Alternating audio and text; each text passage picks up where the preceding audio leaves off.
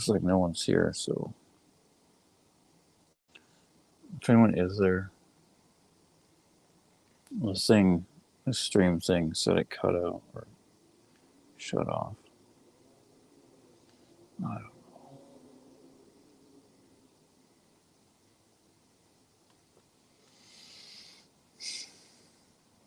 Par for the course.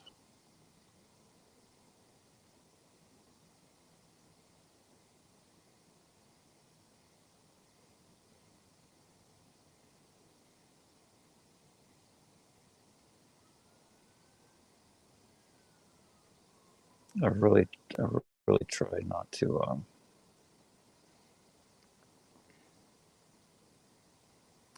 bring a foreign fire.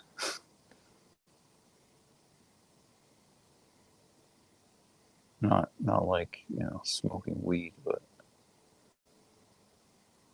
like in the more loose sense. Like I tried, at least lately, to be more stringent and try to follow the rules.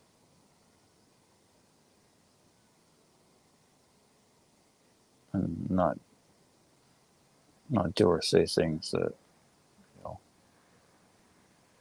that I think are good.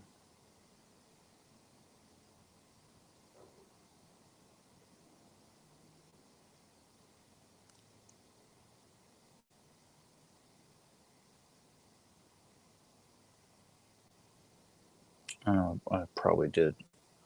I mean, I know I definitely did a lot of stuff that was wrong and not good in the process of getting to this point. Even after I started to do Teshuvah. But hopefully I can do Teshuvah for that stuff as well. Do it for everything. Hopefully we all can. I think there's about 27 days left.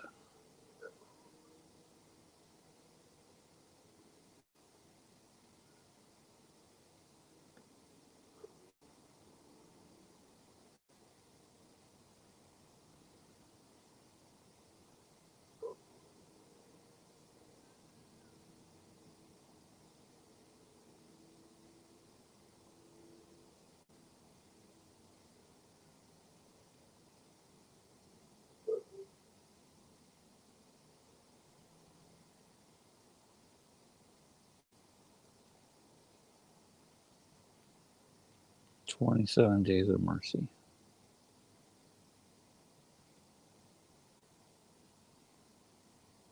I'm scared. I'm scared for what it's going to take for so many people. I want to say something to a lot of people, but I try to get them to wake up, but I don't see how it will work. The words that usually come out of my mouth most of the time don't seem to have much effect. At least not that good. Or that fast. There's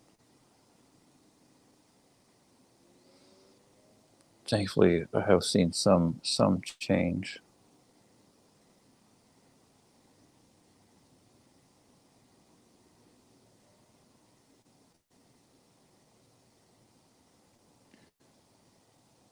Like half of that's just from my change of behavior.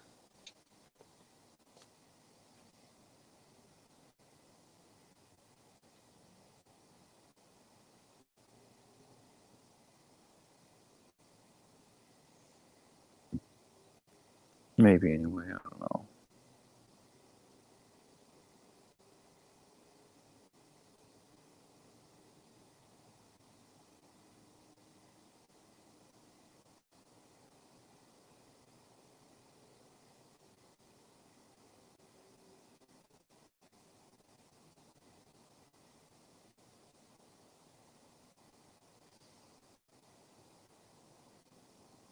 There's so much work to do.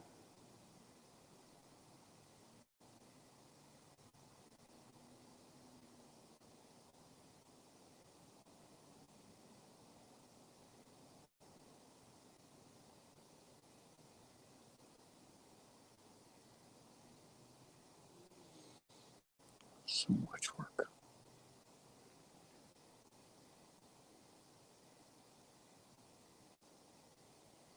And we're all so weak.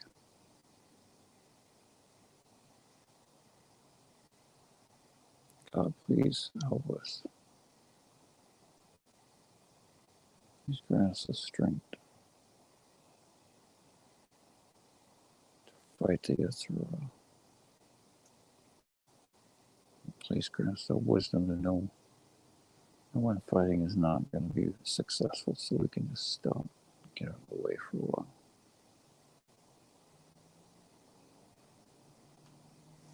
And go do something else for whatever time it is.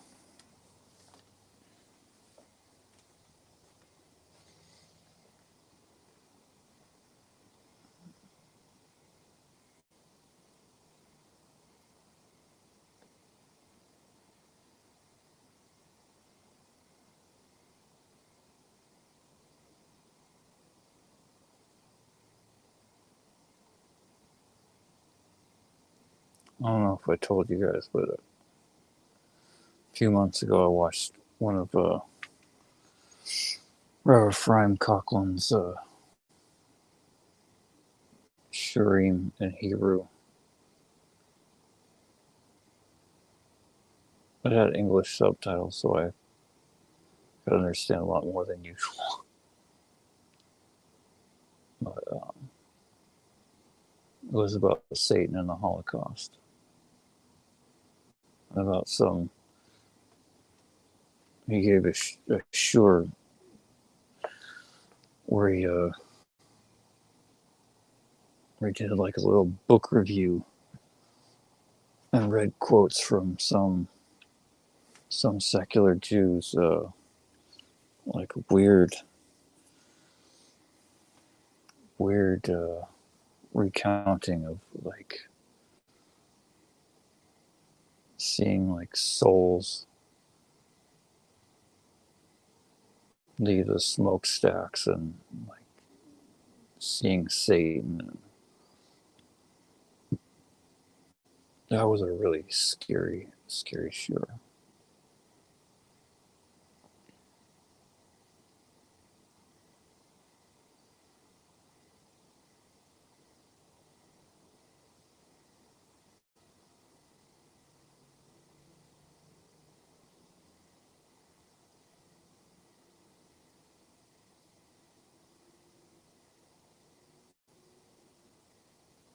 Christianity is like the main source of evil in this world.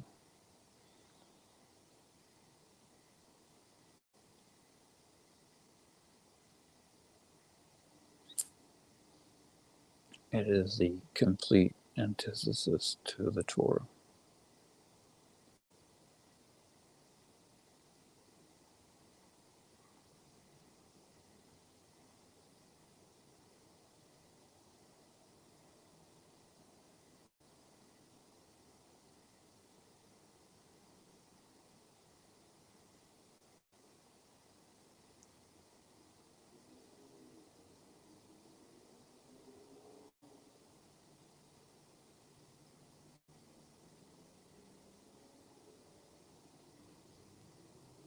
The Torah says that no matter who you are, Jew or Goy, you have to do a lot.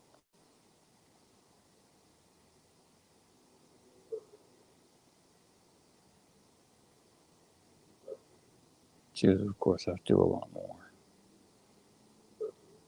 But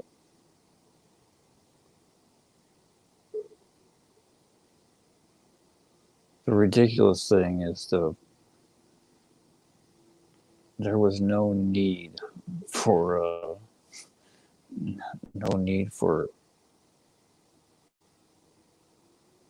the good news of Yeshu, Yimach Shemo V'Tikro. It was already in the Torah. God gave us the Shua. People wanted something even easier. It is poof presto. God is like half man, half robot, and everything is everything that he says and that the church and the New Testament is based on is the complete opposite, the inverse of the Torah. Like, you know, you don't have to do a lot, you have to do one thing. Just say some magic words. And all of a sudden, God has an image, which he doesn't. God forbid. God has no image. And God can't die because he's the living God. And God is not a man. He can never be a man.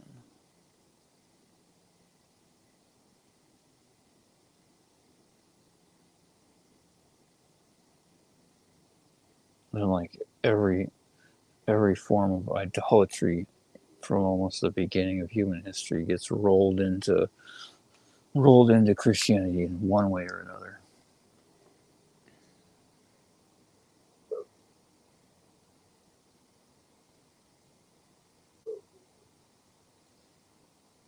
It's, you know, stars and weird animals and trees and like elves and gnomes and every I mean, like pagan baby murdering and cannibalism.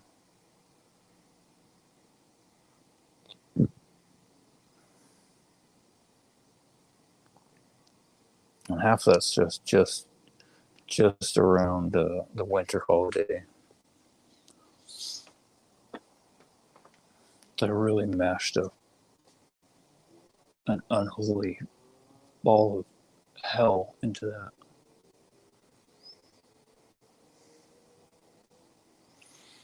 Is this thing still on?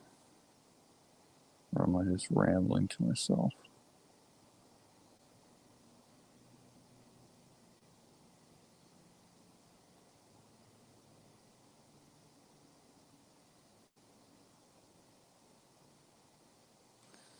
Baruch Hashem, thank you for another day in this world. Another day to do Teshuvah, another day to do Kiru, another day to try to not just fix what I've done, but to try to have some worth.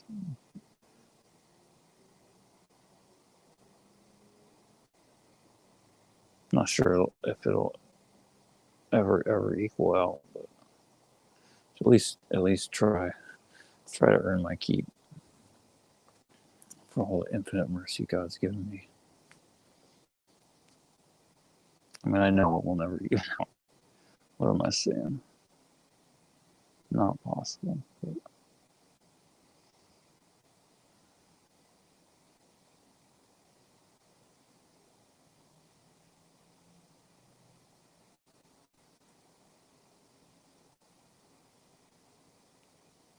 I don't know if any of the people that I'm trying to talk to or that need to hear half this stuff are ever going to hear it. I hope someone does.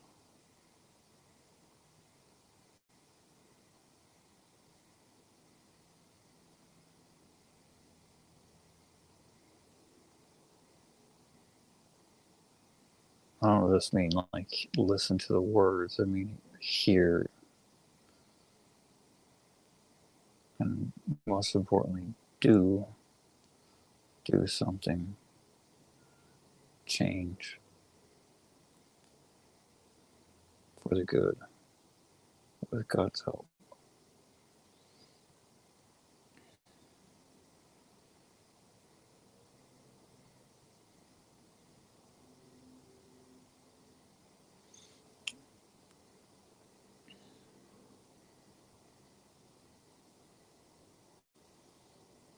I figured you were, Peter Loomis. I was trying to. I was saying something about how scared I was earlier, and the stream cut out, but no one was here, so I'm not sure how much of it cut out or not. I watched Robert Rubin's Musar Perke about 24. I watched the end of it just now. And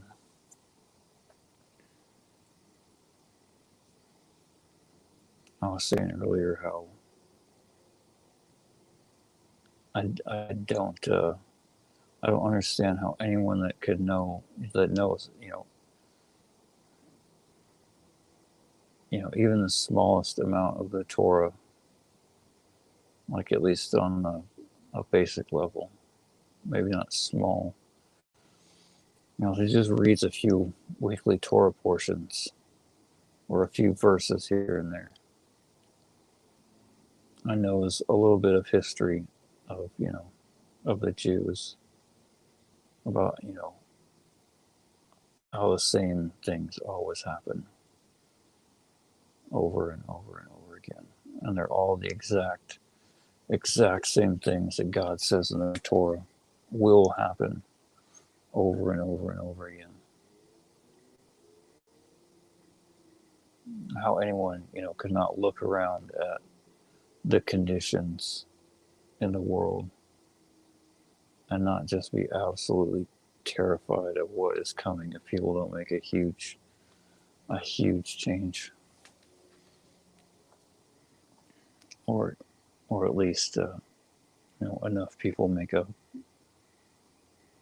huge change to make up for everyone that doesn't.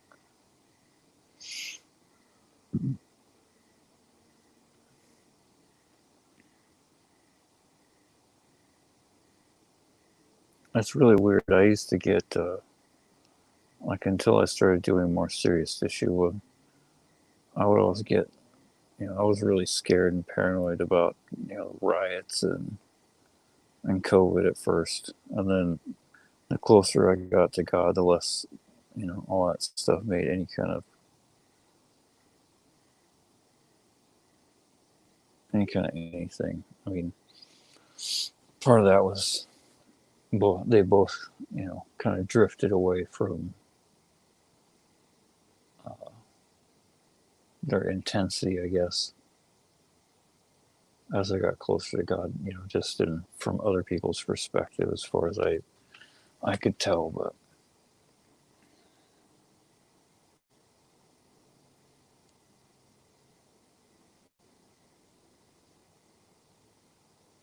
I can't remember what I was going to say. All I know is, oh, that's right. Now it seems like when like other people are afraid of whatever the news says to be afraid of, I have no concept. I don't watch the news, and even when I hear people talk about it, it's like it's not real, because it's not. None of it makes any difference. All that matters is whether we do teshuvah or not. All the garbage on the news is for people with no emunah, no bitachon, and no yirat shamayim. This is a tool for God to use to scare people that have that are so far away, to either drive them to do teshuvah eventually if they have a merit for that, or God forbid to be one of the animals or the sticks that get beaten or beat on.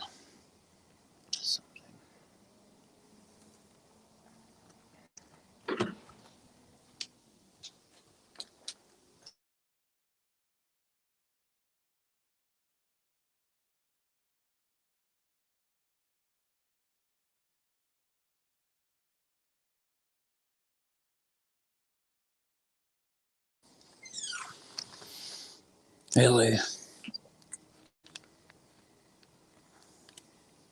you're welcome.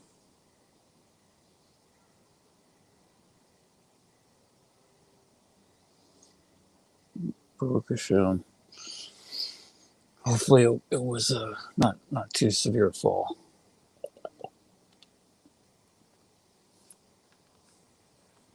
Most important thing is to realize it before it gets too far down the road, and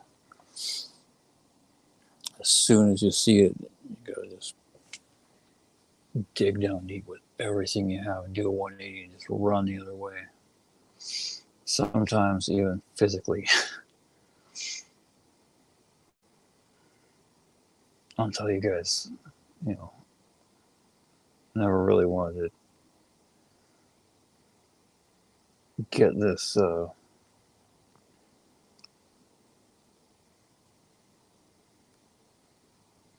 personal and flayed out flayed out for the world, but I need to do teshuva, in the hopes that this may help someone. When I was trying to not do drugs at first,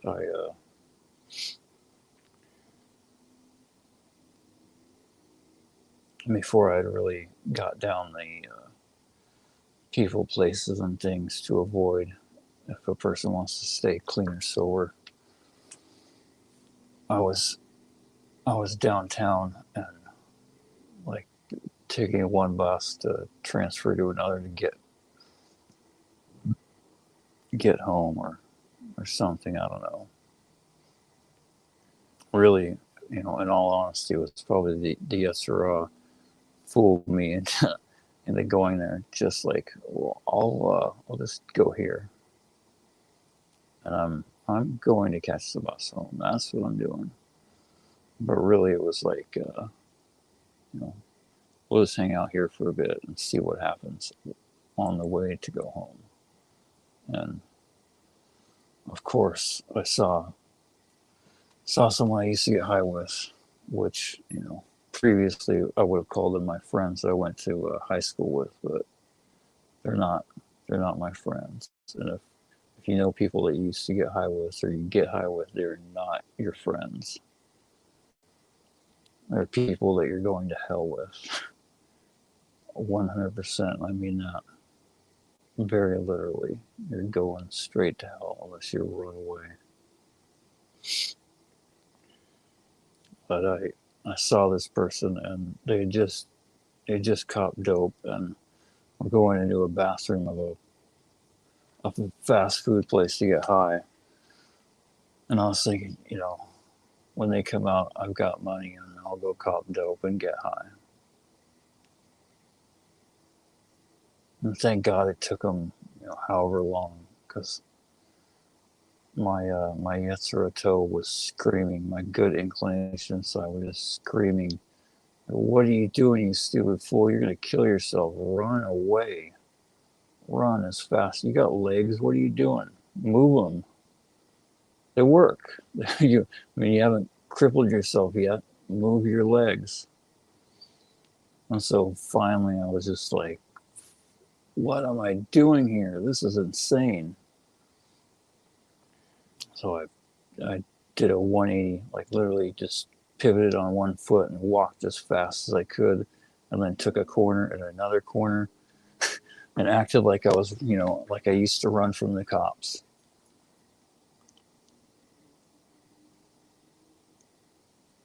And I was free. I think I walked like another 10 or 20 blocks to catch some other oddball bus in a random weird place, just so I wouldn't see that person. And then from then on, I burned it in my head that anytime I ever saw anyone, it was like even if they saw me, I would act like I didn't see and like just duck and run away.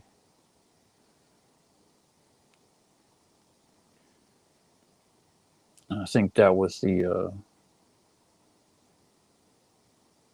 whatever the time before that was the last time I ever got high with anyone. It definitely took a while to get completely clean after that, but that was at least a huge, huge step in the right direction. And the amazing thing is all this is in the Torah. All these tools that I learned, they're all in the Torah.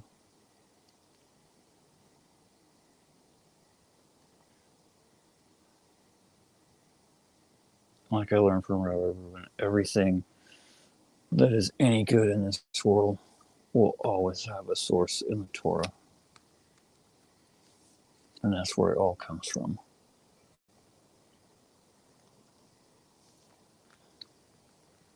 Anything that doesn't have a source in the Torah is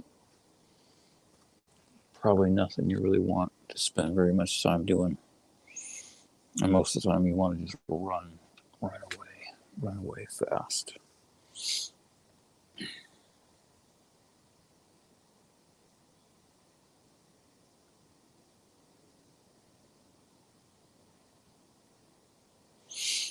Yeah, the most important thing is to just get up when we fall, to get up again. Do the most intense and complete teshuvah that we possibly can. Especially, I mean, I don't know how it is for other people, but for me, it takes a lot more strength to do it between myself and another person. Especially because I've never been like a very extroverted person. I really don't like talking. And most of the times in my life that I have gotten comfortable enough with a group of people to like open up and feel comfortable talking. Usually it doesn't work out very well. Usually I end up like getting too arrogant, or either that, or I just prove to myself in one way or another why I shouldn't, talk less anyway. But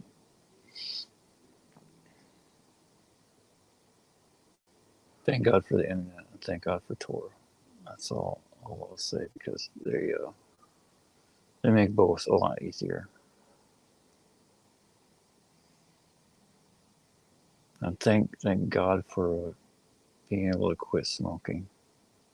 I was thinking about it the last time I streamed, and I noticed I haven't been like nervously looking for something to stick in my mouth to smoke or something. Thank God.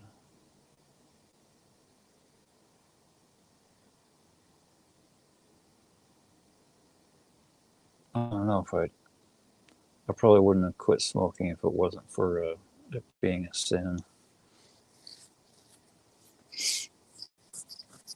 Especially not, at least not the fact that I didn't smoke very much unless I streamed. But then, and when I did stream, it would just get obscene and disgusting. Not that it isn't disgusting always, but like even for me when I smoked.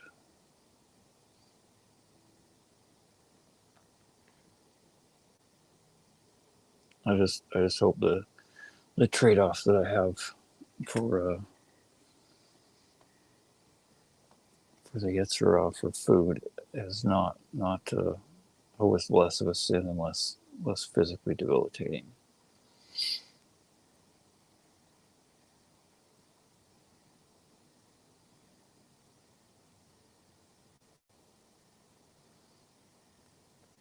I know with God's help, if I ask and I put forth my effort, pretty much anything is possible.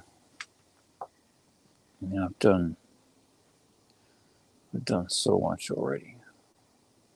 But there's there's an infinite way to go so far. I was trying to do a lot more the last couple of years, but it's been a really slow process, and I keep hitting roadblocks, and sometimes I honestly can't tell when I'm pushing myself too hard, because I know I have to. But I can't tell if I'm supposed to try so hard until I just destroy myself. Or if I just have to try a little bit, and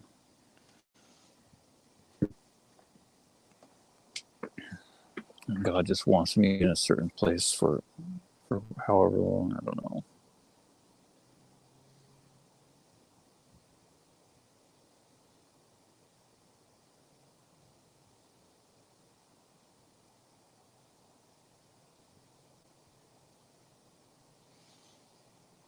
Arrogance is really sneaky.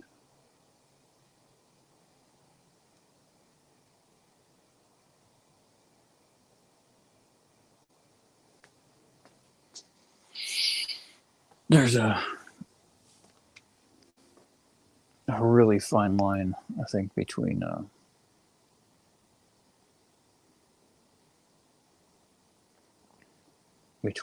arrogance, confidence, and no confidence.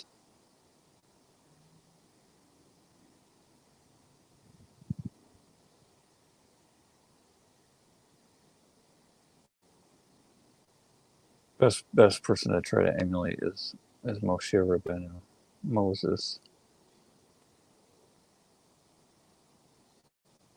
He was the humblest man that ever lived, and he had the most reason to be proud, which is certainly nothing that we could probably ever come close to, but we can try.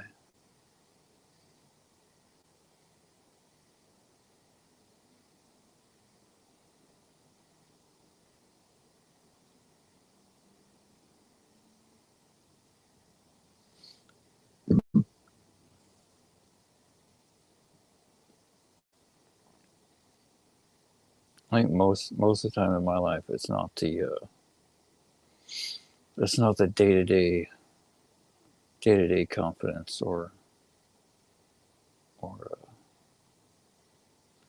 or whatever that matters most. It's the confidence in crucial moments.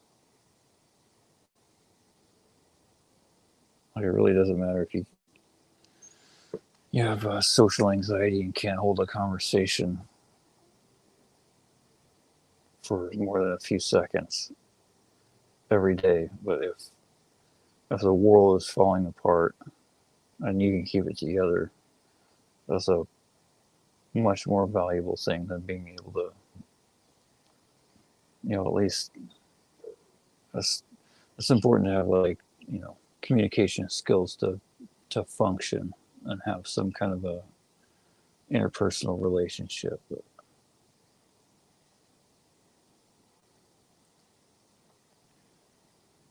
outside that, it's much more important to be able to keep it together when the world is falling apart, whether it's the entire world or just your world. I have no idea, other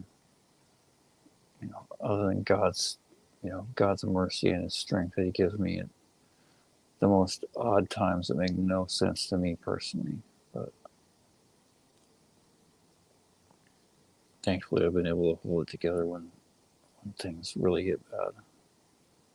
At least, like, in the moment, I can get enough strength and composure to handle whatever it is.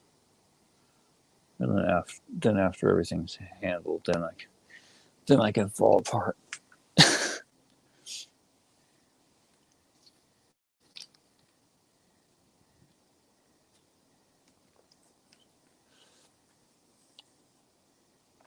which is really odd to me.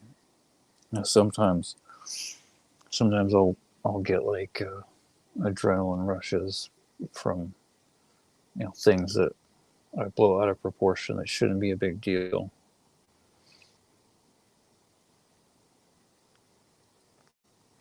And due to the hell I put myself through, at certain times it can have a seriously debilitating effect where I don't really have the strength to go on much longer. I just need to lay down or eat something or go to sleep. I don't know.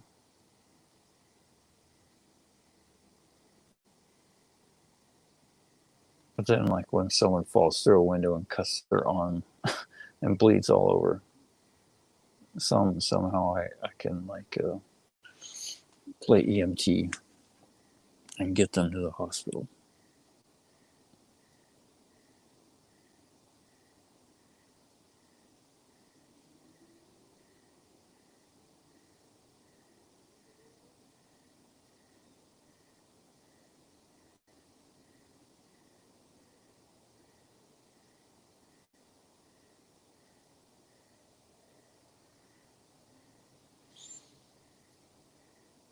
Everyone has a specific purpose in life, but everyone also has a very general purpose in life. We all have to fulfill God's will.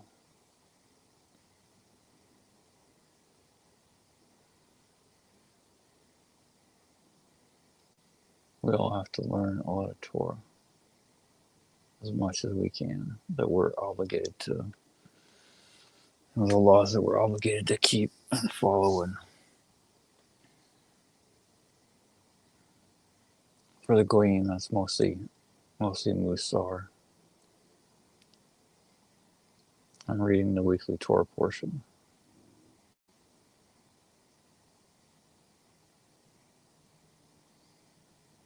And doing lots of praying.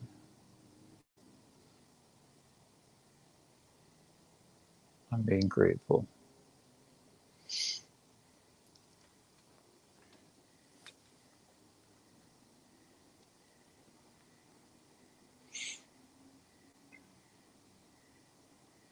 I you know, with how I function in life now, I cannot comprehend how I lived without God. Like every moment almost.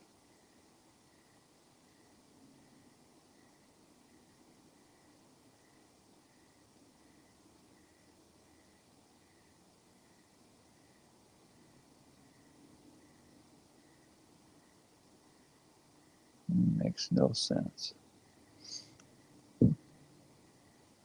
I mean, of course, he's always there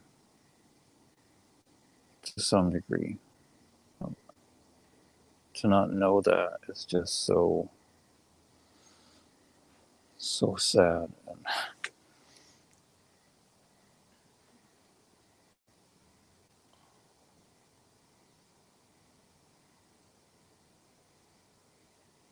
the amazing thing is that you can see it if you really try.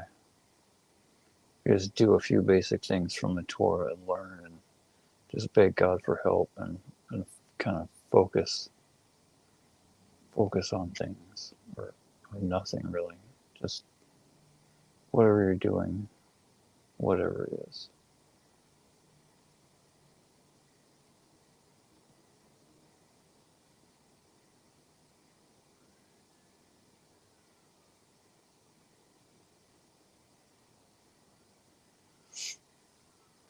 There's, I think there's 27 days left.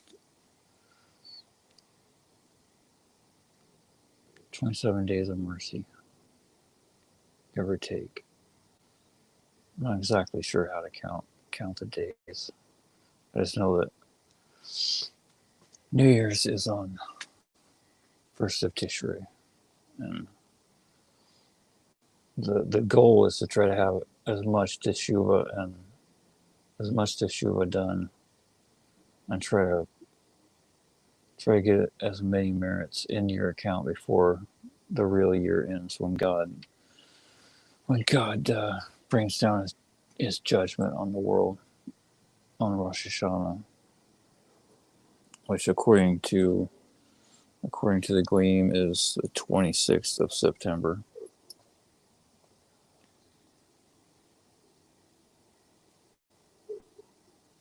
So you want to have everything ideally wrapped up, or at least, as much as you possibly can on the 25th of September.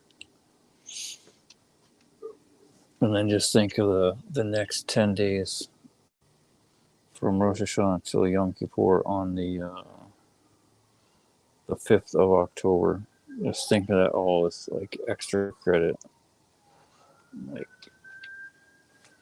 you did, all the required stuff, and you're just doing like art projects and making plastic keychains in shop class.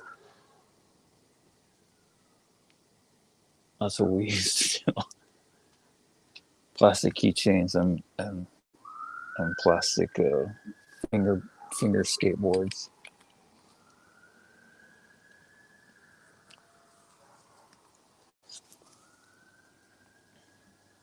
I think the shop teacher would give us like 10.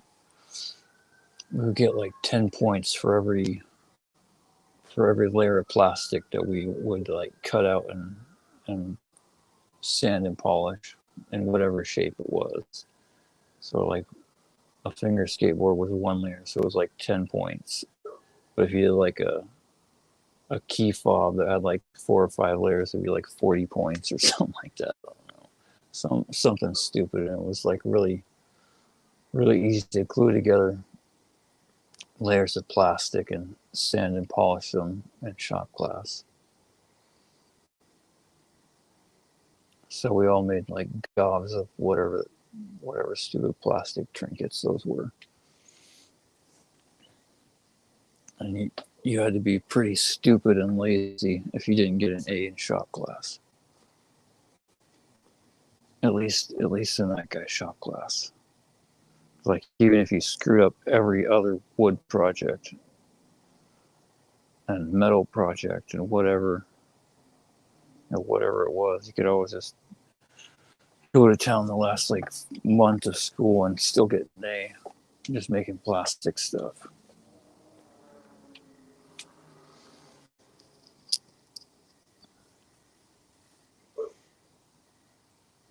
So think of this as that's God's shop class.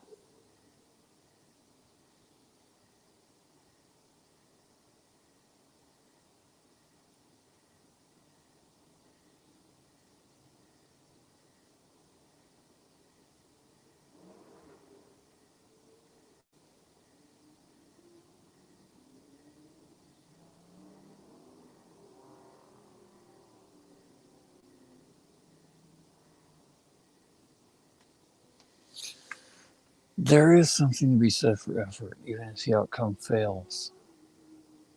But only in a certain respect. That's why we have to learn a lot of Torah to know where that effort matters for the good, and where it matters for the really, really not so good.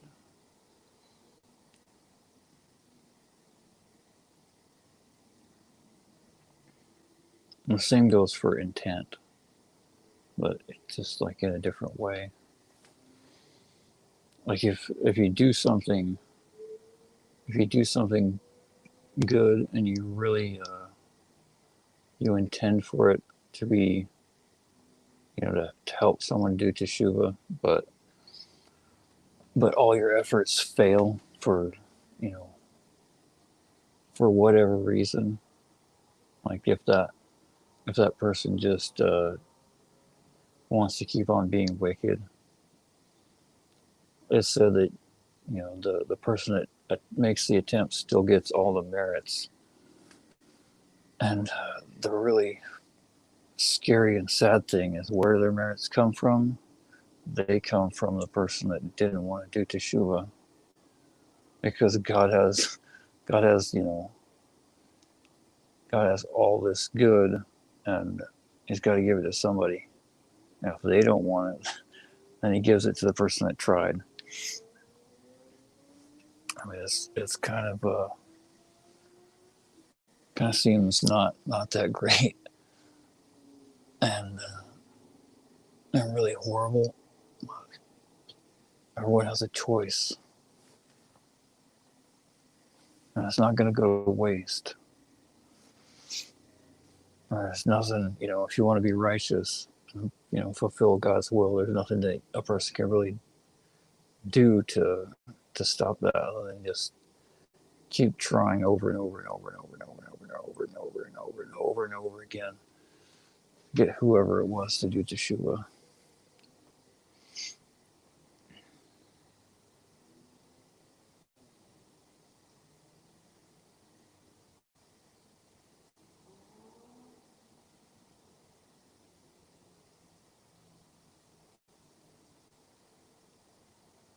The other thing that's scary about intent, though, is it doesn't matter how good a person's intentions are if if a person committed a sin that they should have known was a sin from not learning Torah.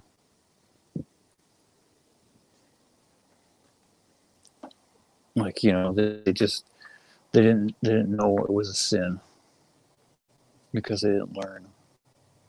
It's counted as an intentional sin because they should have learned and they should have known and they should have not done it.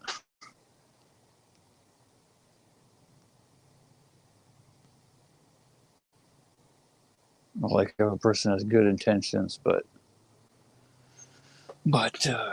does their own thing, like the sons of Aaron did when they went to get their fire pants and light a foreign fire. Even though they had good intentions, it was still wrong. And they were the sons of Aaron, Aaron Cohen, and they were far more righteous than any of us will ever be. And they still got consumed by the fire. Not the foreign fire, but God's fire.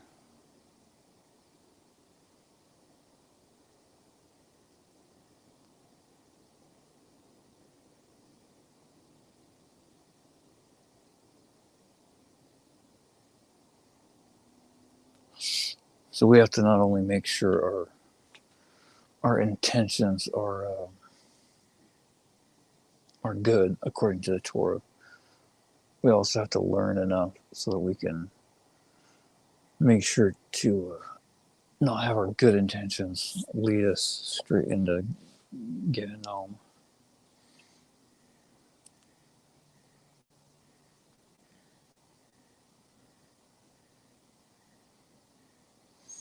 Yeah, sorry. I try to do that when I'm thinking about it, but Teshuvah is return to God.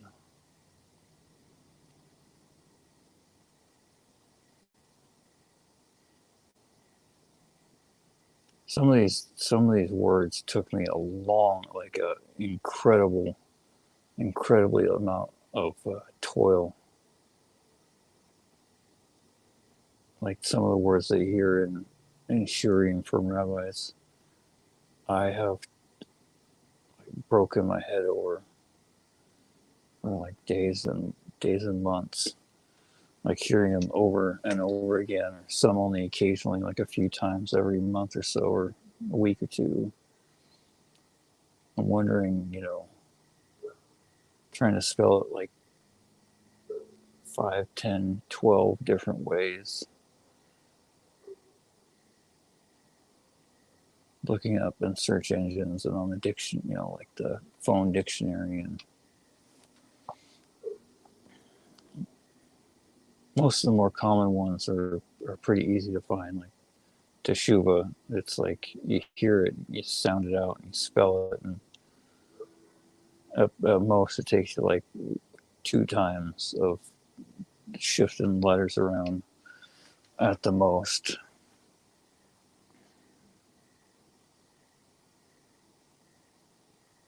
That's if you hear, a lot of rabbis will just say tshuva, and then you'll have a hard time if you try looking up chuva or something like that. I'm not sure how much success a person would have.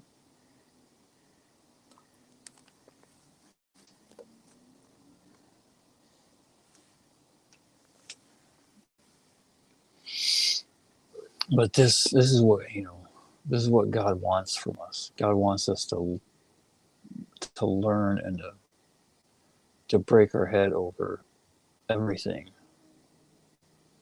to work for it. Because if we don't, we'll just throw it in the trash and walk away and pick up some other shiny piece of garbage, some dirty piece of tin foil, or some piece of dung people call the New Testament, and think, wow, this is so cool. I like this a lot better than whatever that other stuff was I had. God forbid.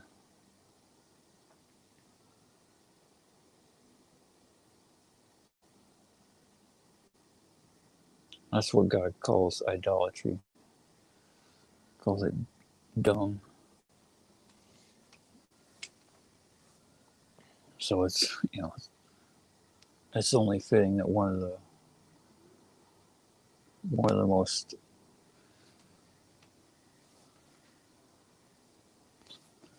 blatant instances of idol worship and forbidden relations is Baal Peor, BAALPE''OR,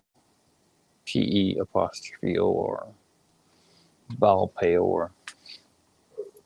That's an idol that was worshipped by turning your back to it and bending over and relieving yourself on the idol. Well, after you ate a huge meal.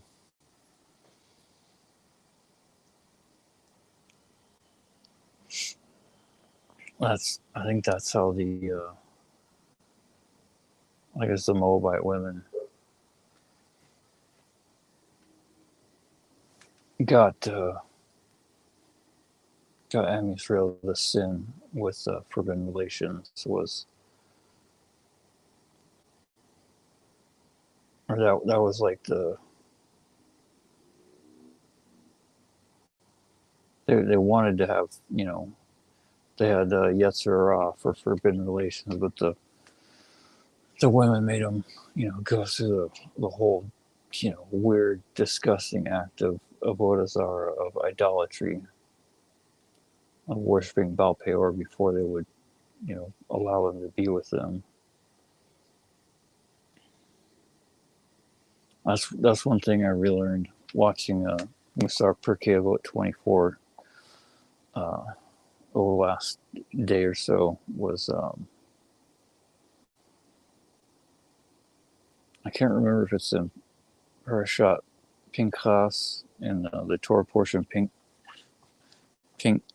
Pinchas.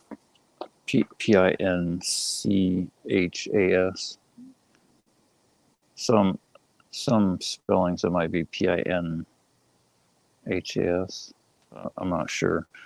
It's Pinchas. He was probably he was definitely the last person that was like really zealous for God.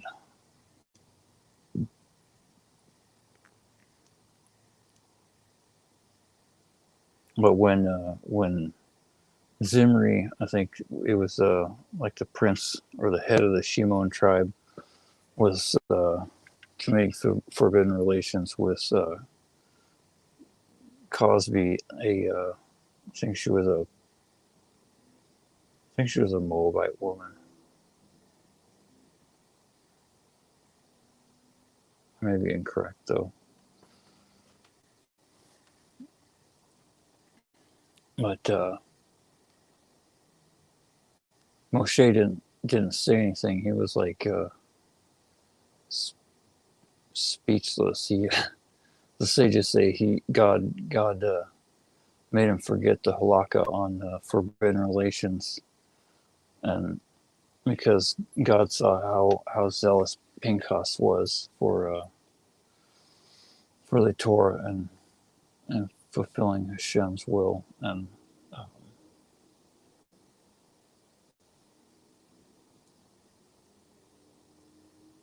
Pinchas stands up and approaches Moshe and says that he gives the halakha of like I forget the exact verse, but basically says it's forbidden relations in public is where not that they were in public, but no, where everyone knew. They like he took the woman and like brought her into his tent and they could all hear.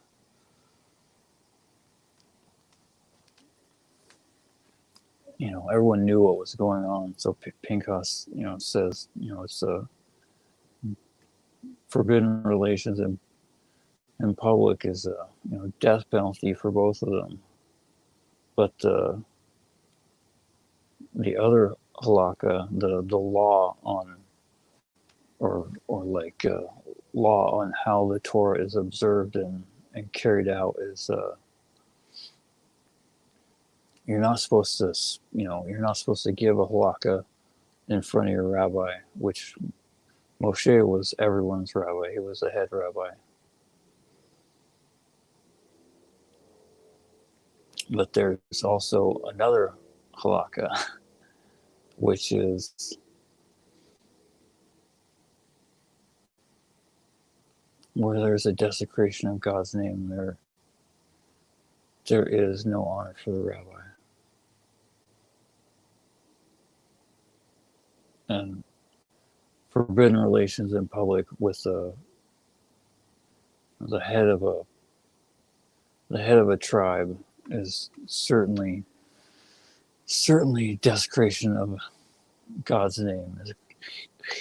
Chilul Hashem, Chilul Hashem.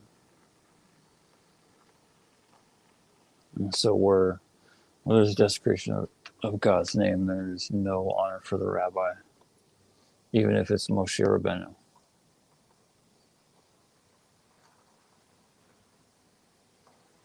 And as soon as Pinchas spoke up,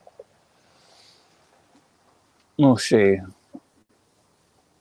God gave Moshe his composure back, and they said, the one who gives the law fulfills it. And Pinchas took his spear and skewered Zimri and Cosby both. And then God gave him like superhuman strength, and he stabbed them both like as they were in the middle of the act, right through their reproductive parts, and then with the supernatural strength, Pinchas lifted them both up on this spear and like waved them around in front of all the nation of Israel, and basically was like, this is what happens when you go with non-Jews. So don't ever do it again.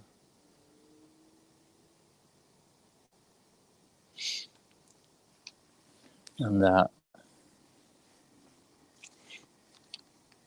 is God's will.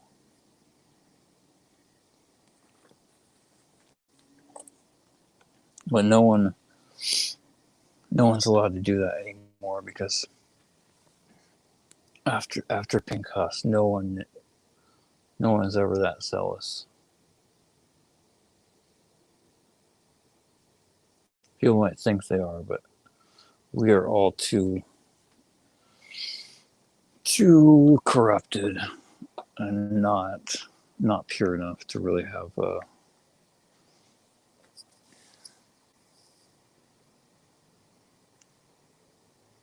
to really be that zealous only for God. There's always going to be some tint of our own disgusting, filthy, filthy motivations mixed in there. And so if it's not like, 100% pure, no one's allowed to execute the judgment like that. Not in the moment. I think after Pinchas and outside of wars and kings, as far as I know, the execution of judgment on like a capital crime like that had to be through the Sanhedrin.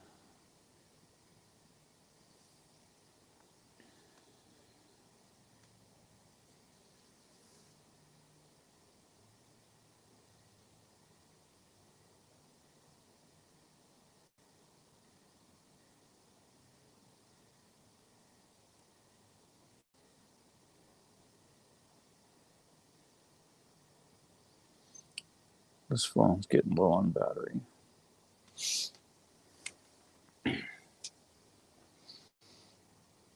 And it's getting late, so I need to get to sleep. Sleep is good.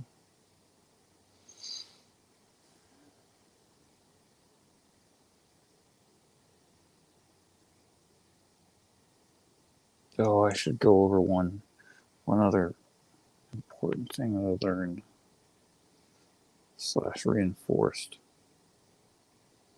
I can't remember which shiur it was in. I'll have to search maybe.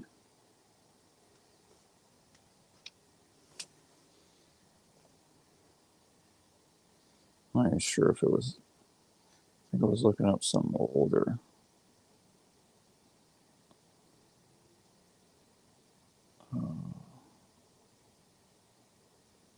I can't remember the Rambam now.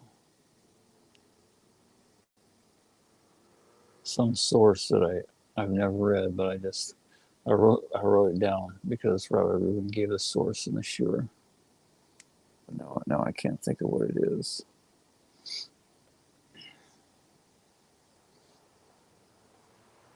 Anyway, it's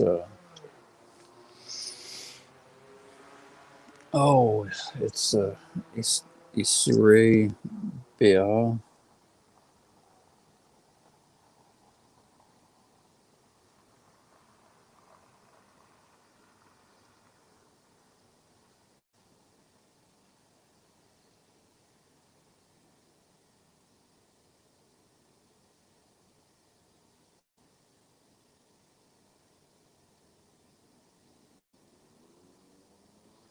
Yeah, so it goes from Musar Perkei about 10.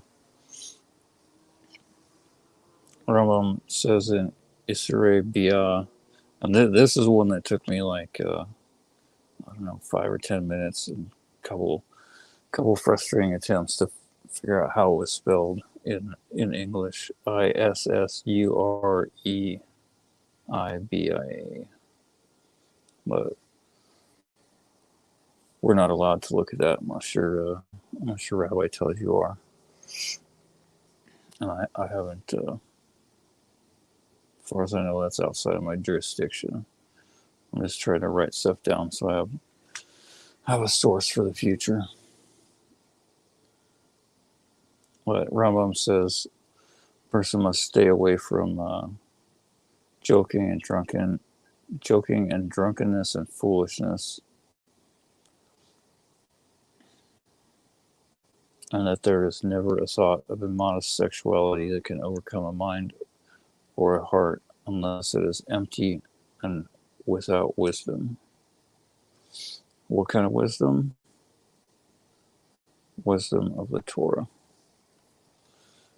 That's the only kind of wisdom with any value. Like I said earlier, the source of everything good.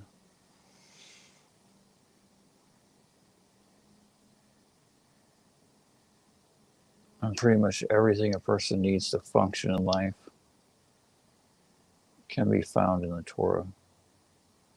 Everything from how to how to follow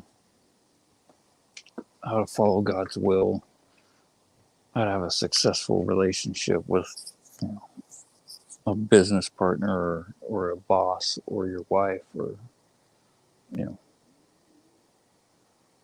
or whatever, a member of the opposite gender that you're in a relationship to fulfill God's will with.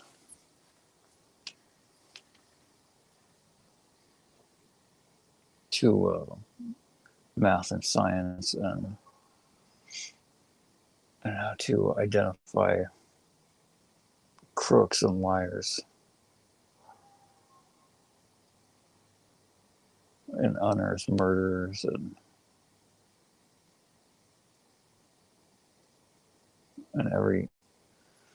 everything else, everything a person could possibly need to know.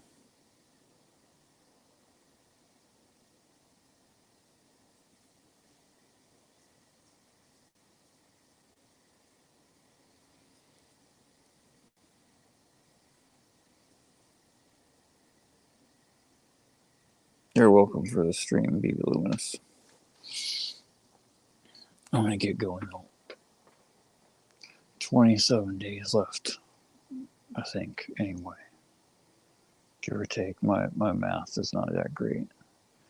I'm not sure exactly if we're supposed to like count the last day, or just always know that time is running out. Wake up every morning and try to beg God to help you, to help us see all the things that we need to do to complete our teshuvah as soon as possible. I definitely haven't been doing enough of that lately. I'm focusing more on trying to help other people, because I know that's really the you know, if you want your teshuvah like taken seriously and a high priority, help other people however you can. The best way, if you're new to this, is to not do it yourself, because it's a recipe for some serious failures. Take my first-hand advice of that one. The best thing to do is to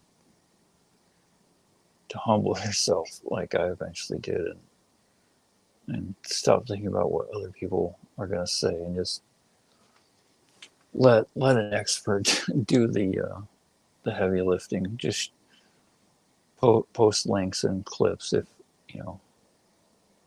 God made it super easy. He made a phone that you can watch Torah, you can share Torah, you can even like screen record the video while it's playing, so you can take a portion of the video of the lecture that you really like, that is like super powerful, and you can take that and then post it right anywhere.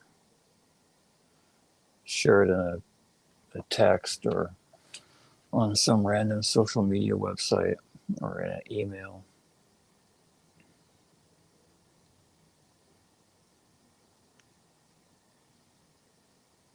The internet is probably one of the best, most amazing things God has ever put into the world, other than teshuvah. It's all, as much horror and destruction and evil is perpetrated through the internet.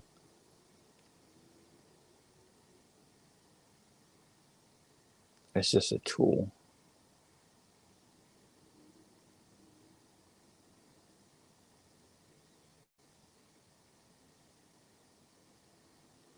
it's that could be used for good or evil. And without the internet, I know I would be. God would have to do some serious rearranging for me to see the truth in the way that I have to this degree.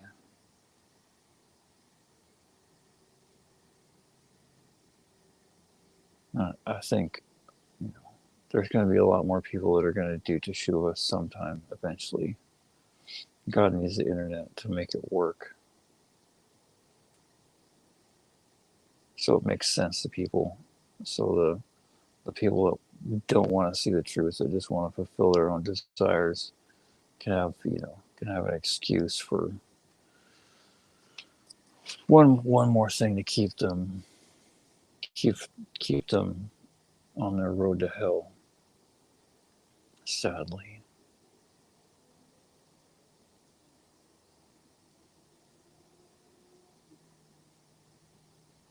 Because it'd just be too obvious if there was like a whole bunch of like really strong speaking rabbis that were in pretty much every city in the world. Then it would be like really obvious, okay, something's going on. It's a conspiracy.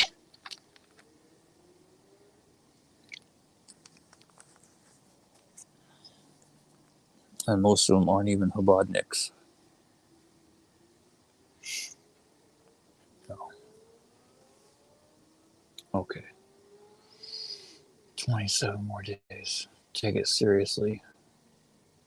I mean, everyone needs, like Rob, everyone says, everyone needs a little bit of shtio, a little bit of foolishness, and some kind of like Torah, some kosher nonsense that's not a sin to decompress and have a little bit of a break from how tiring it gets fighting against Ra and doing our best all day.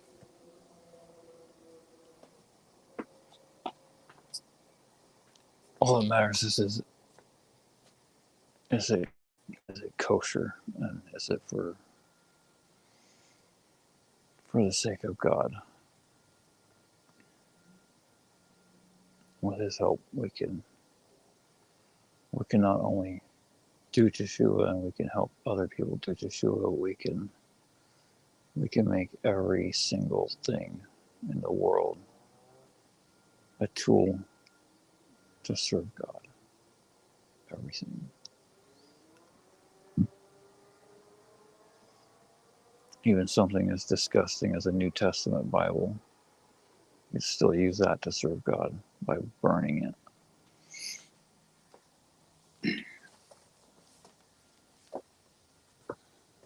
That's a mitzvah to burn it. 27 days. Make the most of it.